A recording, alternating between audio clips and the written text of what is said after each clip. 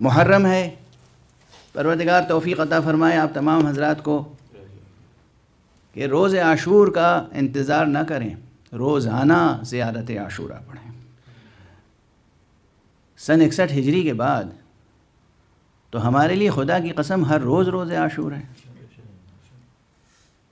جب تک امید زہرا بر نہ آئے ہر روز روز عاشور ہے۔ اگر یہ احساس بیدار نہیں ہے نا، حقیقت میں یہ احساس بیدار نہیں ہے، حقیقت میں یہ احساس بیدار نہیں ہے، تو ہم علم و ایمان اور آگہی کی بہت ہی پس سطح پر ہیں۔ میں کچھ اس سے بھی زیادہ سخت تعبیر اختیار کرنا چاہ رہا تھا، مگر میں نے سنبھال لیا اپنے آپ کو۔ جب تک آرزو محمد عربی صلی اللہ علیہ وآلہ وسلم پوری نہیں ہوتی، جب تک امید مصطفیٰ پوری نہیں ہوتی، جب تک حضور صلی اللہ علیہ وآلہ وسلم کا منصوبہ پورا نہیں ہوتا، اس وقت تک ہمارے لیے ہر روز روز عاشور ہے۔ کیسی خوشی، کیسی مسرت، کیسی لذت پرستی ہے، سخت مرحلہ ہے۔ بہرحال زیارت عاشورہ روز پڑھا کریں۔ زیارت عاشورہ میں جو کلمات ہیں، الفاظ ہیں، فقرے ہیں، کیا ہیں؟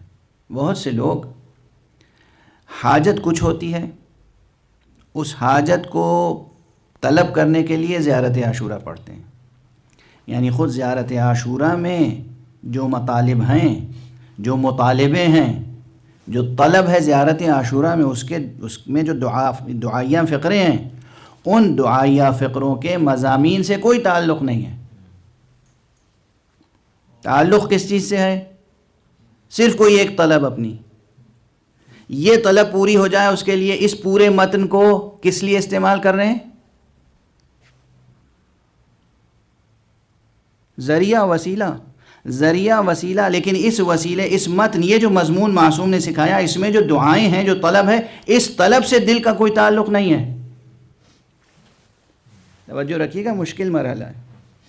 اس میں جو طلب ہے کہ آقا ہمیں آپ سے محبت ہے اور آپ کے دشمنوں سے ہمیں براعت ہے، ہم ان سے بری ہیں، ان کے عمل سے بری ہیں، اور ہماری آرزو یہ ہے، طلب یہ ہے کہ پروردگار ہمیں آپ کے خون ناحق کا انتقام لینے کے لیے امام برحق، امام معصوم، امام منتظر کے ساتھ جہاد کا شرف عطا فرمائے۔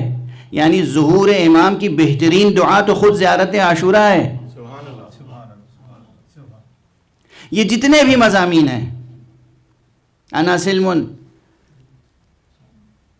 لمن سالمکم وحرب لمن حاربکم، جس نے آپ کے ساتھ صلح کی ہماری صلح اس کے ساتھ ہے، جس نے آپ کے ساتھ جنگ کی اس کے ساتھ ہماری جنگ ہے۔ اس سے کوئی تعلق نہیں، اس مضمون سے۔ الفاظ دہرا رہے ہیں، کس لیے؟ طلب کچھ اور ہے۔ اور فرمائیں کیا تضاد ہے، کیا تناقض ہے، کیا تضاد ہے۔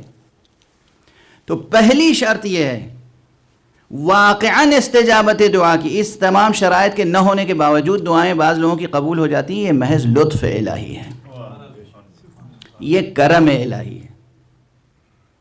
ورنہ قبولیت دعا کے شرائط بھی ہم پورے نہیں کرتے کہ لفظیں جو زبان سے ادا کر رہے ہیں ان لفظوں میں صادق ہوں، سچ بول رہے ہیں، خدا کے سامنے تو سچ بول رہے ہوں،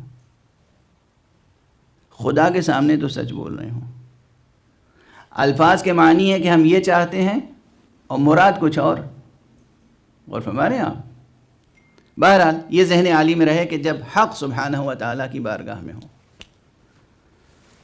تو جو لفظ زبان سے نکلے صادقانہ ہو، مراد وہی ہو، مقصود وہی ہو، آپ کے لیے معنی ہو وہ بات۔